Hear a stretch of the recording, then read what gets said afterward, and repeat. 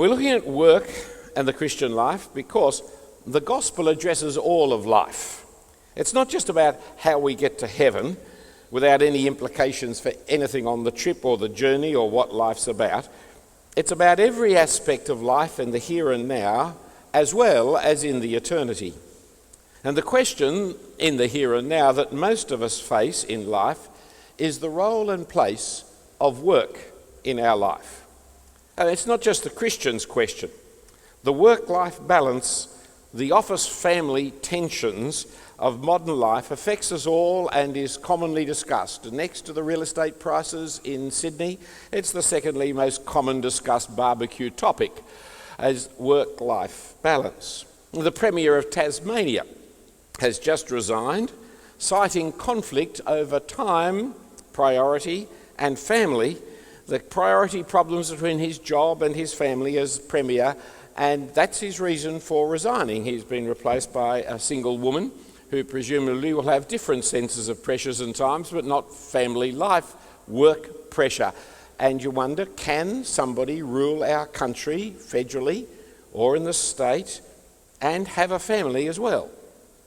Now, we Christians have the same tensions as the rest of the community, but we have added to that tension because we have very high priority we place on family life and relationships, and we have our commitment to the spread of the gospel throughout the world and throughout our friends and colleagues, and we also have our fellowship commitments at church and in the home. But the question is much bigger than just time conflict. It's also the place and priority of work in our life. What is the meaning of work? Has work got any meaning? Why do we work? What do we expect? What do we hope to get from work or to achieve by working? For some, their work is boring, soul-destroying clock watching. For others, it's fulfilling and exciting and meaningful. And for some of us, like long-term aeroplane pilots, I understand it's 95% boring and that last 5% terrifying. For some, their work is just meaningless. Whatever they do today, it's gone tomorrow. I worked in a job like that once where every day I filled out a whole set of papers and I'd finished and the next day I'd arrive and exactly the same set of papers were there on the desk and I had to fill those out for the rest of the day, and then next day when I arrived, there they were again. It never seemed to be anything but the myth of Sisyphus. For others, their work is really meaningful. They can see the contribution they're making to the good of the world and society. And yet for others, their work is more than meaningful.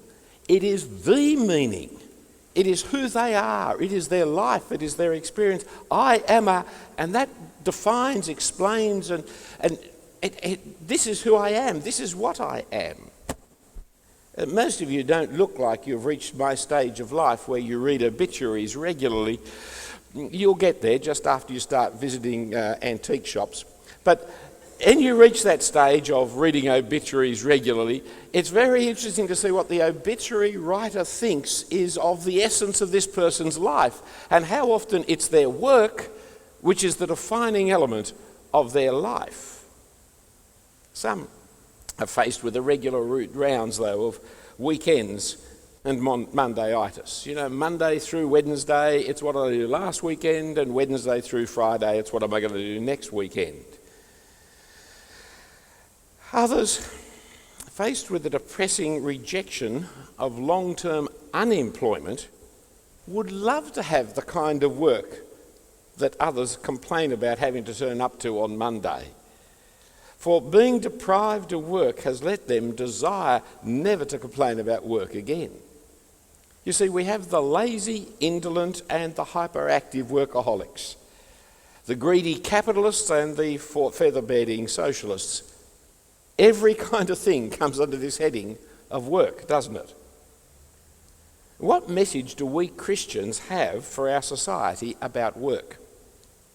What message do we have for ourselves about work? Is our work part of our discipleship? Are we called by God to this work that we are doing? Is my work my vocation from God? Or is it just a mission field in which I spend my time meeting people so that I may evangelise them? Is the work I do itself important? Or are we to pursue excellence in our work? Or is that a distraction from our real pursuit, the pursuit of holiness? Will our work last beyond the grave?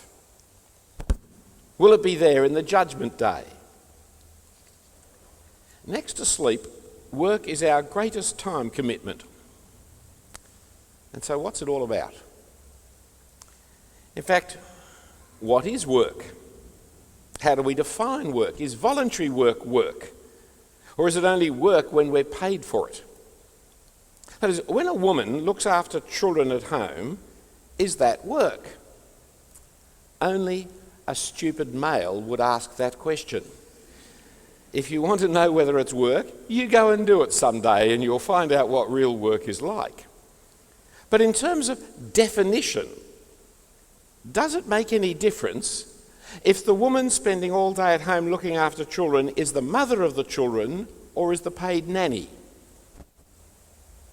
If she's their nanny, feminists will call it work. If it's the mother, they'll call her just a mum. But what's the difference? The work that they're doing is the same. In fact, if anything, the mother is more likely to do more work than the nanny. So what do we mean by the word work? The definition of work in your average dictionary is something along the line mental, physical effort done in order to achieve a purpose or result. And that's a good definition because it's a general cover-all definition. I mean, that'll work for a pulley system, won't it? It's just work. Now, I don't want to limit today's discussion to paid jobs because of the characteristic of biblical workview, but the most common usage today is that work is financially remunerated effort. But Christians do all kinds of things in voluntary service and the not-for-profit service and sector. And I'm not sure that we really want to define work down like that. I think that already loads the question too much. So it's the first definition I'm kind of thinking of. It's just the broad sense of it. But there is within the Bible and within reality a sense that work is usually unpleasant or hard and is opposed to leisure and rest and pleasure. And so there is another definition of work, that is doing the things that I have to do rather than the things I want to do. And there is that element of work in it as well, because it's generally unpleasant, but you see, the workaholic doesn't understand that definition. Now, I don't know which of these microphones is doing that cackling noise, but it'd be helpful if we turn this one off anyway, that's up here, so I know that it's the one that's on me that's doing it. To put our modern feelings about work into biblical perspective, I thought we'd start with the Book of Ecclesiastes. The Book of Ecclesiastes. I'm using page numbers for the Cathedral Bibles if you have one. If you haven't got one because you got your own, well done, good on you. Find it yourself. And so we need to find Ecclesiastes, which I didn't write on my page numbers on my notes, but it is on page 667. 667, whereas the ideal woman is 666. Just thought I'd point that out as a random piece of information while you look for Ecclesiastes. It's never occurred to me before, but there she is on page 666, that is. No other reference could be meant, could it? Now, Ecclesiastes is a wonderfully interesting and contemporary book that raises great questions of life without actually giving you an answer until you come to the last chapter, which frustrates us a little. It reflects what a person, unguided by the revelation of God's word, without reason of revelation, would make of the life of this world. Just living under the sun, what do you make of it? Chapter 3 teaches us that God has put eternity into our hearts so that we may know that there is some meaning, but not so that we would know what the meaning is. So I know it's meaningful, but I don't understand. It's like listening to someone speaking in a foreign language. I know it's meaningful, but I just don't know what it means, that's all. And so the king, in his wisdom, seeks to find the meaning of life and death, of himself and of the universe, by pursuing all kinds of alternatives to wisdom in life. And his opening remark shows the problem he's dealing with. Verse 2, vanity of vanities, says the preacher. Vanity of vanities, all is vanity. What does man gain by all the toil at which he toils under the sun? Right there, the vanity of life is seen in the work of life. What do you get? What profit comes? What's the result of all your work, of all your toil? Toil and work are very often at the forefront of his sense of meaninglessness. And yet, throughout life seems meaningless. Work is almost always hard toil and effort, but it makes the very big question for us, well then what's the point? I mean, if it was easy and happy, you wouldn't ask the question, but it's hard and difficulty, and so what do I get? He keeps questioning the role and place of work in his life. But there are three things in particular that keep coming back to the conclusion that life is meaningless, because work is meaningless, and work is meaningless because life is meaningless. Everything is in vanity in my endeavours. Firstly, there's death. I'm going to read quite a few verses here.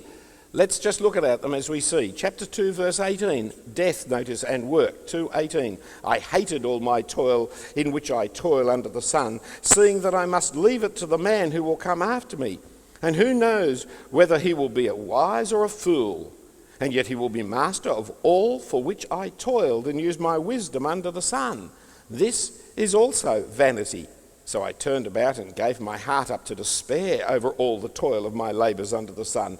Because sometimes a person who has toiled with wisdom and knowledge and skill must leave everything to be enjoyed by someone who did not toil for it. This also is vanity and a very great evil.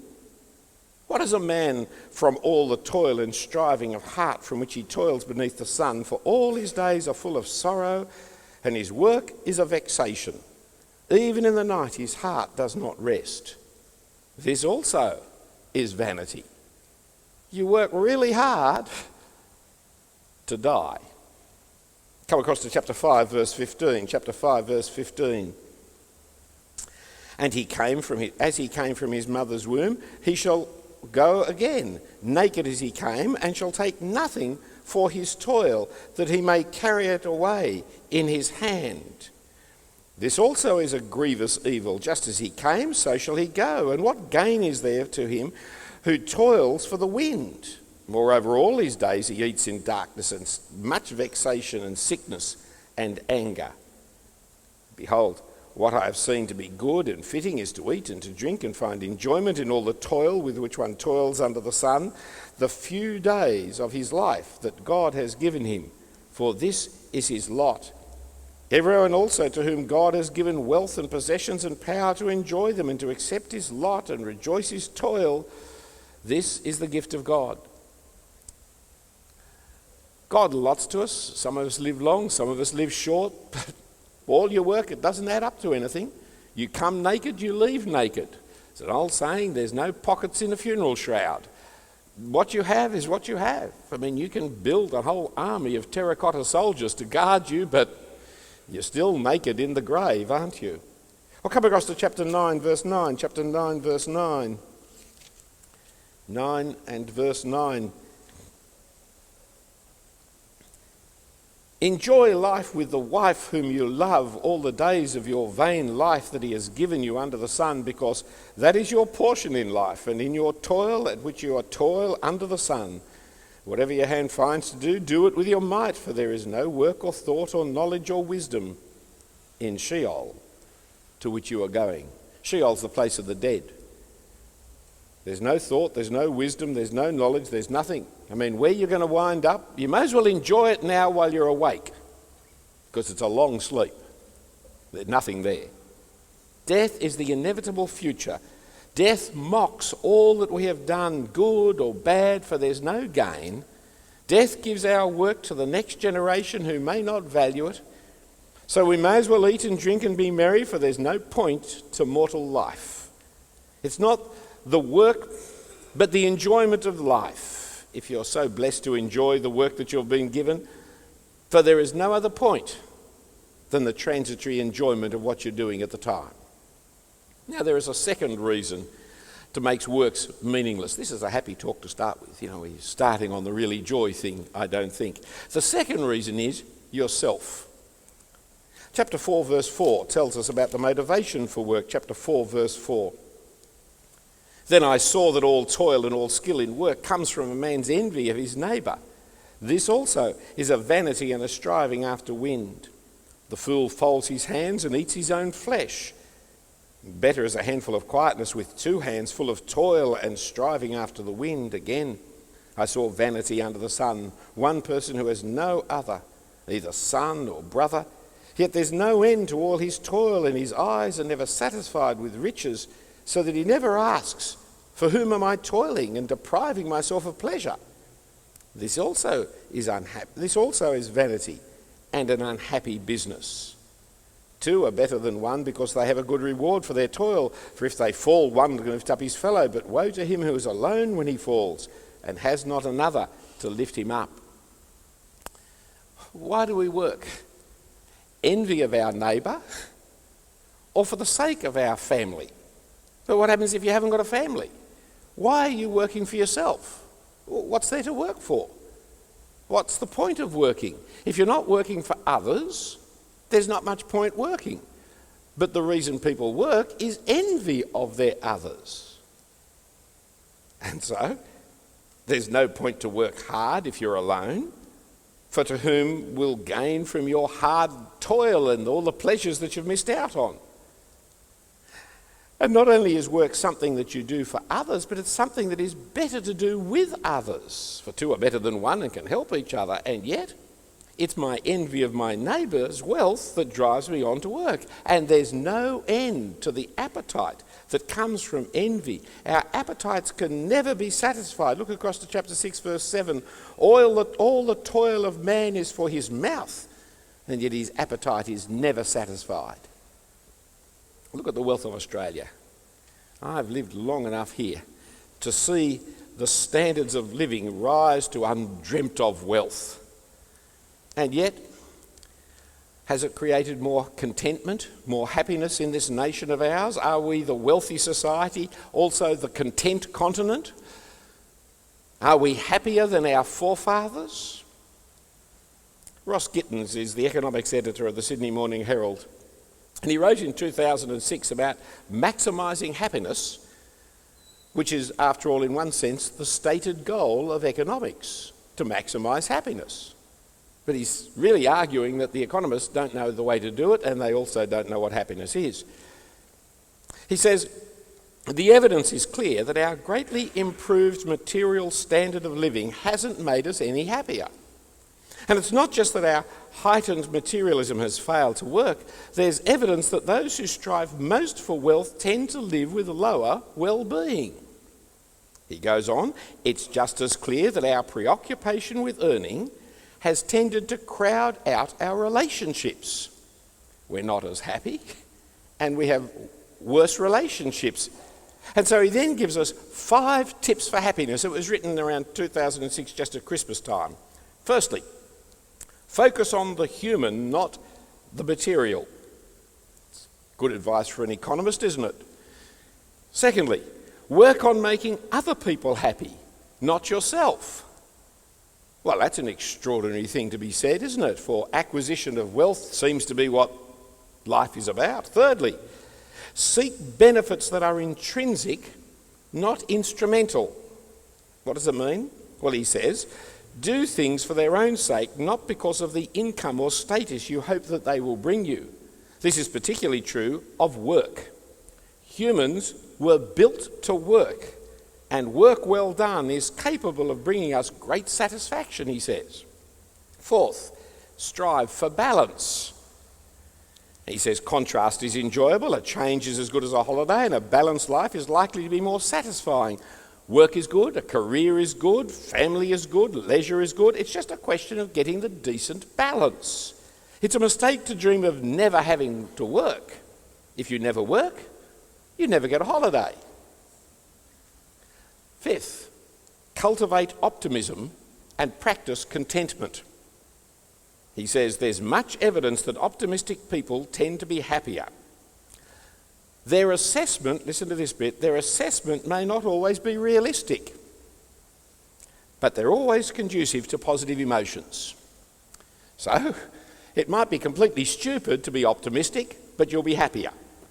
So be optimistic, even though the world's falling down around you.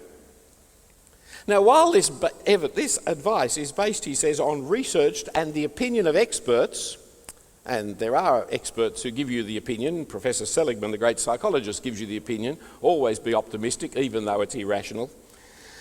Yet, Mr. Gittins had to apologise to the Sydney Morning Herald writers. He says that he was sorry for his Salvation Army, his Salvo upbringing showing through in his lists of how to be happy. Pure economists will not say, first focus on the human, not the material, second work on making other people happy. That's not economics, that's Salvation Army. That's Christianity. That's where he's got that from. But come back to the Book of Ecclesiastes. The first two problems that make work meaningless is 1, death, 2, self. Where do I fit in self in relationship to other people? Thirdly, one is ignorance. For although humans are very clever, the cleverest creatures on the universe, yet we remain fundamentally ignorant of what work is about, and we don't understand the work of God, and we don't understand the work that God has given us to do. So chapter 3, verse 11, Ecclesiastes 3:11. God has made everything beautiful in its time. Also, he's put eternity into man's heart, yet so that he cannot find out what God has done from the beginning to the end. Or chapter 7, verse 13, 7:13, consider the work of God. Who can make straight what he has made crooked? Or chapter 8, verse 17, 8:17. Then I saw all the work of God, that a man cannot find out the work that he has done under the sun. However much a man may toil in seeking, he will never find it out. Even though a wise man claims to know, he cannot find it out. Or 10:15. The toil of a fool wearies him, for he doesn't know the way to the city. Or 11:5. As you do not know the way, the Spirit comes to the bones in the womb of a woman with child, so you do not know the work of God who makes everything. Oh, this is pretty depressing stuff. Work is not much more than a meaningless activity of our meaningless existence. But yet, in Ecclesiastes, we also read of the enjoyment in work, or the good work. Last set of readings for you, back to the beginning again, chapter 2, verse 10, chapter 2, verse 10. And whatever my eyes desired, I did not keep from them. I kept my heart from no pleasure, for my heart found pleasure in all my toil. And this was my reward for all my toil. The reward from my toil was that I enjoyed my toil. Or 2:24. There is nothing better for a person than that he should eat and drink and find enjoyment in his toil. This also I saw, is from the hand of God. Or 3:13, also that everyone should eat and drink and take pleasure in all his toil. This is God's gift to man. Or 3:22, so I saw that there is nothing better than that a man should rejoice in his work, for that is his lost.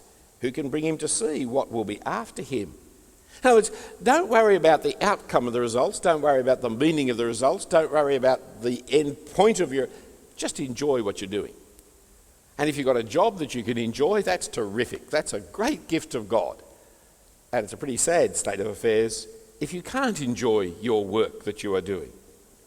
So I may not understand why I'm working, and I may have mixed motivations in my relationship with myself and with others, and my work may have no eternal significance, and I am mortal, and my death may mean that all that I've done just goes up for nothing, but yet there can be pleasure found in the job that I'm doing. And so I may well enjoy that job, for there's not much else to do but to eat and to drink and be merry and enjoy the work that God's given me. Now, of course, this is not all that the book of Ecclesiastes teaches. But it is interesting how similar the advice of the world is today to the advice of Ecclesiastes.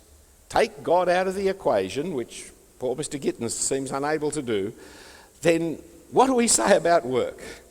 Well, it's meaningless, but you may as well enjoy it, because you've got to do it, and there's a lot of it. And it's better to be at a job you like than a job you don't like. So find a job you like and do it, for there's no point, there's no purpose, because in the end you're going to be dead. And, you know, in that hospital ward as you wait for death, you generally are not concerned about the fact of you missing out on the office and what's happening in the office. Generally, most people wake up to the idea that I could forget the office now. Although, I do know of a man who was trading up until the last 10 minutes or so of his death from his phone, from his palliative care ward where he'd been for several weeks. He was still trading to the very end. It wasn't brain cancer, but you wonder. Ecclesiastes' point, though, its point is the answer, which actually occurs in chapter 12. Turn there with me. For right at the end of the book, you actually get a different answer. Chapter 12, verse 13. The end of the matter, all has been heard. Fear God, keep his commandments, for this is the whole duty of man. For God will bring every deed into judgment with every secret thing, whether good or evil. In the end, you see, what does God say about work, about life, about everything? Because you can't work it out without the word of God.